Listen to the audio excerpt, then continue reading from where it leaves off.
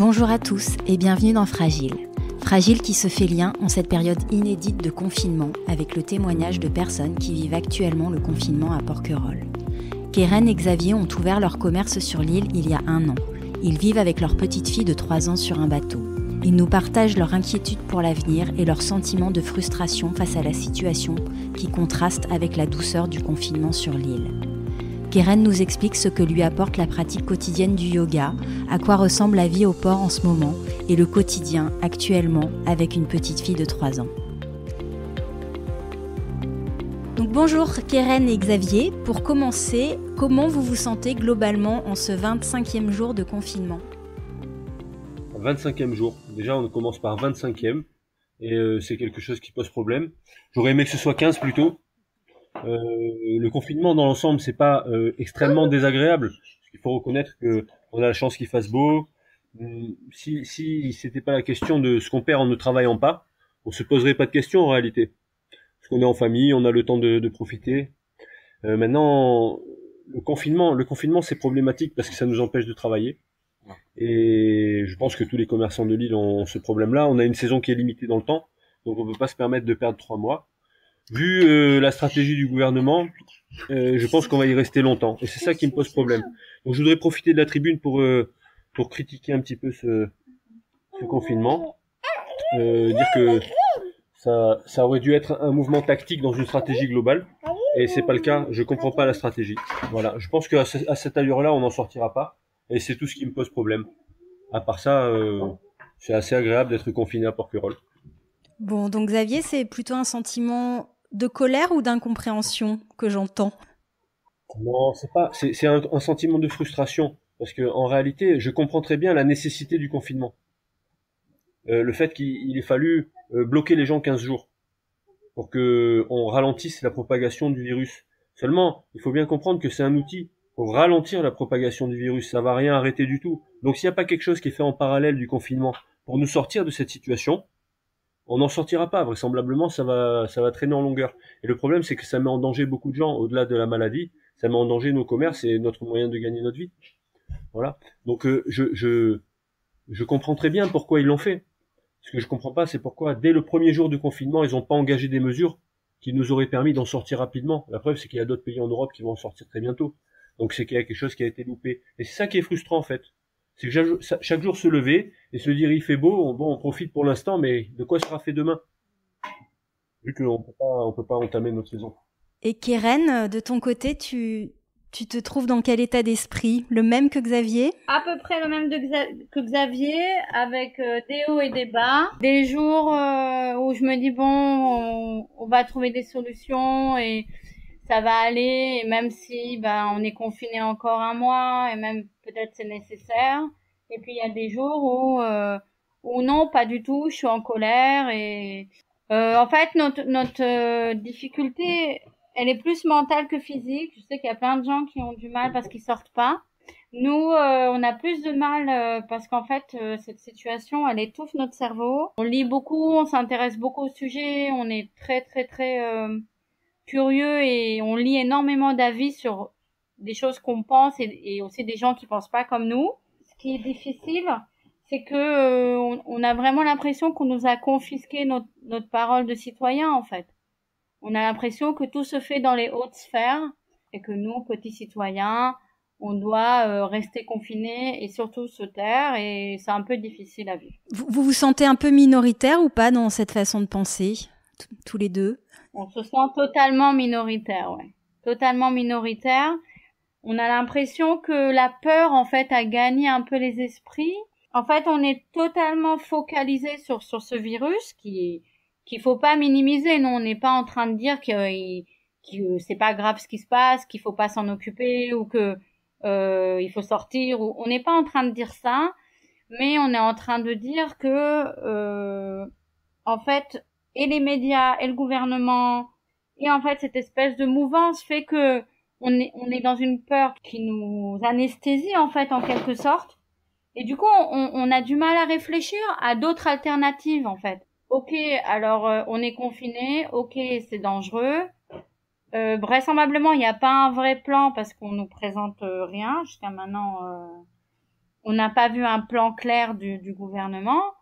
Et en fait, on pourrait rester comme ça 2 ans. Sauf que, justement, le confinement, à la base, il est fait pour donner du temps, pour préparer un nouveau plan. Et nous, on voit pas le plan. Voilà. Et en fait, on a juste envie qu'il y ait un espèce de réveil citoyen, là, où juste que les gens réfléchissent et se rendent compte qu'il n'y a pas que le virus. Il y a le virus, et ensuite, il y aura l'après-virus.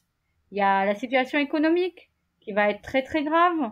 Sans compter que le virus en lui-même, en vrai, il mettrait en danger une part de la population, en fait. Il mettrait pas en danger 100% de la population. Mais par contre, c'est assez difficile d'évaluer qui peut être en danger. Je pense que ces mesures de précaution, elles sont faites justement pour protéger le plus grand nombre. Bon, je vais pas rentrer dans ce débat. Ce que j'entends, c'est que vous aimeriez, sans avoir vous-même les solutions, avoir un éclairage et une position qui vous rassure sur ce qui est entrepris par les autorités, par notre gouvernement, pour accompagner cette situation. C'est un petit peu ça. Absolument. C'est absolument ça. Alors, on peut peut-être préciser, parce que ça vous met aussi dans une position qui est compliquée aujourd'hui, c'est que vous êtes gérant d'un commerce qui a 1 an, qui est situé sur le port de Porquerolles.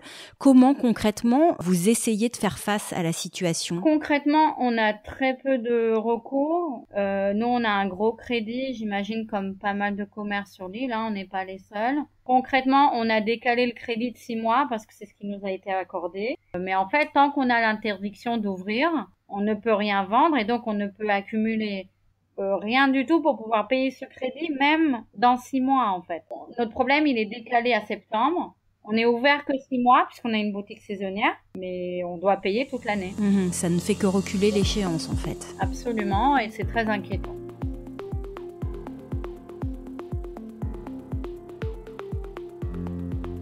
Alors Keren, tu es par ailleurs en fait professeur de yoga. Actuellement, les personnes se tournent beaucoup vers la méditation, les offres de yoga en ligne pour se ressourcer, faire du sport, méditer par exemple.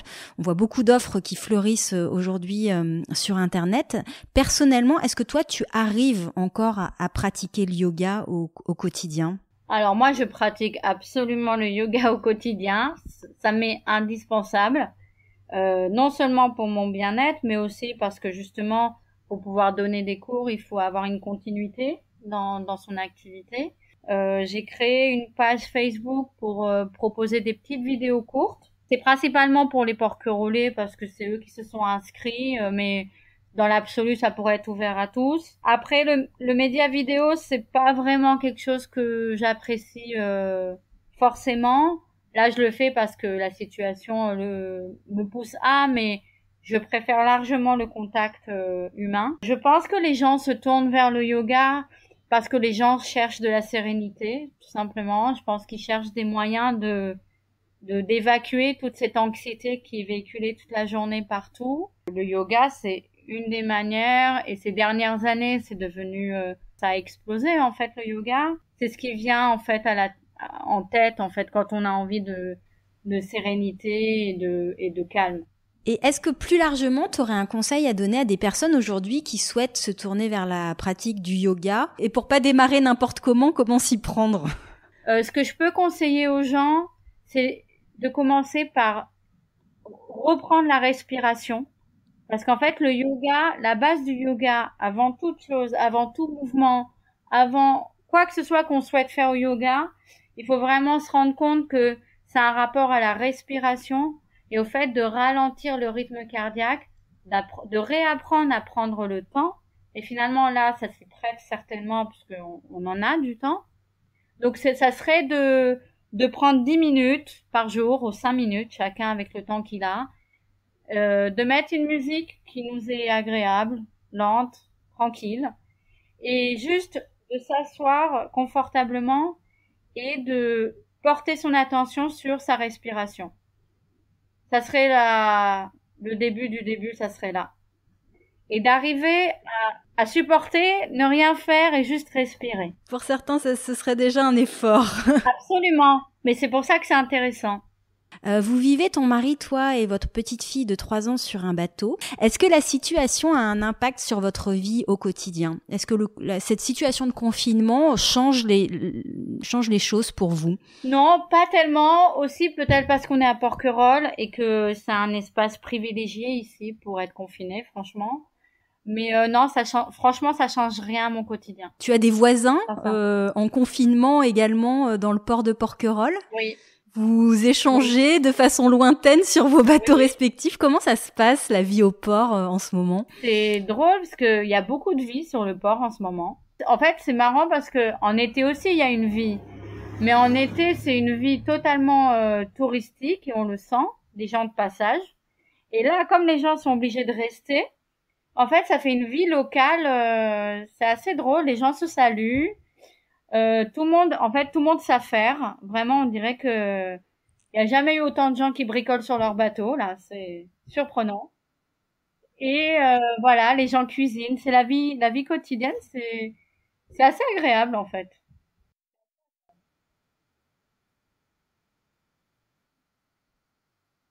Alors, on le disait, donc vous avez une petite fille de 3 ans. Aujourd'hui, on parle beaucoup de la continuité pédagogique pour les plus grands, à partir de l'école primaire, mais finalement, on parle assez peu des tout petits à qui, je pense, il est important d'expliquer la situation pour pas qu'ils se sentent complètement perdus, ne plus voir les copains, ne plus voir grand monde. Voilà, ça pose certainement des questions que les petits-enfants ne peuvent pas forcément verbaliser. Comment vous avez procédé avec votre petite fille? Est-ce que vous lui expliquez? Comment ça se passe? On a commencé par expliquer, en effet, avec des mots qui étaient simples, qu'elle pouvait comprendre. On a nommé le virus, on a dit que c'était une maladie qui pouvait se passer d'une personne à une autre. Ça, elle a plutôt compris. Et après, en fait, le souci, c'est que c'est resté au plan théorique. Enfin, elle a compris, mais émotionnellement, c'est difficile pour elle. Voir les copains de loin sans pouvoir aller leur parler, c'est difficile. Et là, actuellement, en fait, elle exprime le fait qu'elle ne veut plus sortir, en fait. Alors nous, on est assez étonnés. Mais en fait, elle souhaite rester au bateau les 3/4 de la journée. Si on la pousse pas, elle veut pas sortir. C'est quoi? C'est l'expression d'une angoisse ou non? Tu sais l'exprimer? Bah, j'ai l'impression qu'en fait, cet extérieur vide dans lequel on a le droit de rencontrer personne. J'ai l'impression que c'est un peu difficile pour elle, ouais. Il faut se rendre compte que pour les parents aussi, c'est pas évident en fait. Pour les petits enfants, on explique, mais bon, nous-mêmes on est stressés, nous-mêmes on a des moments où c'est pas forcément évident. On leur refile forcément une part de notre stress, et je pense qu'on sous-estime en fait l'impact du confinement sur les petits enfants. Quand je dis petits enfants, je parle de 0-5 ans. Voilà, je sais que Rachel, elle a une petite copine qui s'appelle Diane. C'est des WhatsApp parce que elle demande à se voir. Et Diane, elle a eu vraiment de la peine. Elle a pleuré parce qu'elle avait besoin de voir sa copine. Donc je pense qu'il faut prendre la mesure, quoi, de tout ça et accompagner au mieux qu'on peut. Vous vous organisez comment, du coup, la journée? Au démarrage du confinement à Porquerolles, on a installé un espèce de planning dans lequel elle peut se repérer puisqu'on a mis des dessins. Dès qu'elle est réveillée, on s'habille comme si on allait à l'école. Et puis, on a rythmé toute la journée. On a une promenade, le repas, la sieste, une activité manuelle, dehors dans le bateau, etc., etc., pour qu'elle se repère dans la journée. Qu'elle a un cadre. On alterne chacun notre tour dans ce cadre. C'est-à-dire, un, il fait la balade, donc l'autre, il est disponible. Et ensuite, l'autre, il fait la sieste et l'autre est disponible. Et on passe notre journée comme ça, en se passant le relais. Ouais, pour vous préserver des moments ouais. Au moins seuls. Et après, je sais pas si vous arrivez à trouver des moments, vous, à deux, dans tout ça. Pas du tout, 0. On n'arrive pas. Et on a des moments à 3, surtout les repas. On mange tous les 3. Et après, on arrive le soir. J'avoue, je suis épuisée. Franchement, d'avoir ces enfants 24 heures sur 24, bravo les écoles, bravo les crèches. Hein, je suis un parent reconnaissant. On peut saluer le travail, en effet. Voilà, absolument. Je suis épuisée. Qu'est-ce qui est le plus difficile pour toi pendant cette période, Keren ? Pour moi, ça reste la frustration de pas ouvrir la boutique. Et la frustration même de pas pouvoir ouvrir, parce que c'est un plaisir aussi d'ouvrir la boutique, de montrer notre collection, de redécorer, et voilà. Est-ce que pour toi, ça va changer des choses dans nos modes de vie après ? Pour moi, très sincèrement, ça change rien du tout. Je te dis sincèrement, parce qu'en fait, tu sais, quand tu vis sur un bateau, en fait, t'es plus attaché à l'essentiel, t'as moins de confort, t'as un mode de vie où tu bouges, où tu t'adaptes. Et en fait, voilà, nous, ce qui est le plus important, c'est la famille. Ce qui est le plus important, c'est les petites choses, c'est de faire attention à comment on consomme. Donc en fait, tu vois, toutes ces choses-là, sincèrement, on y est déjà sensible. Je pense que ça peut faire un changement sur l'environnement pour les gens, parce que peut-être qu'ils vont prendre conscience. Je pense que ça aura un impact important, mais je l'espère en fait, sur les gens et les relations. Et en fait, la manière dont les gens rentrent en relation, la manière dont ils considèrent les autres. J'espère, parce qu'en fait, comme les gens sont tous fragilisés et séparés de leur famille et de leurs proches. Il y a une attention. Tu trouves que ça crée une attention supplémentaire, peut-être en ce moment, qui serait bien de faire durer, en fait ? En fait, j'espère que les gens vont prendre conscience, là, maintenant, de la nécessité, en fait, de faire attention aux autres. J'espère. 2 dernières questions, Keren. Quelle est la première chose que tu as envie de faire après le confinement ? Je crois que j'aurais très, très, très envie de faire un cours de yoga avec tous ceux qui ont envie.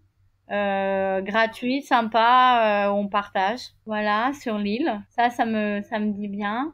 Et puis, si je pouvais aller au restaurant avec mon mari, à l'Orangerie de préférence, ça serait vraiment top. On salue Jean-Baptiste et Lise, qui seront, je pense, très heureux de vous accueillir. Ah, je crois bien. Qui me garde une table d'ailleurs, hein, dès que ça ouvre, je serai là. Dernière question, Keren. Est-ce que tu aurais un message à faire passer, alors soit à tes proches, peut-être que tu ne peux pas voir actuellement, soit un message aux Porquerolais, soit l'un et l'autre, comme tu veux. Alors j'en profite pour passer un message aux Porquerolais, leur dire que je suis pas porquerolaise de naissance ni d'origine, que j'ai adopté cette île parce que je l'aime, je pense tout autant qu'eux. Je pense que s'il faut apprendre quelque chose de ce moment-là, c'est apprendre à être plus solidaire, apprendre à être, à partager et à plus mettre les rivalités de côté et juste apprendre à s'aimer comme on est.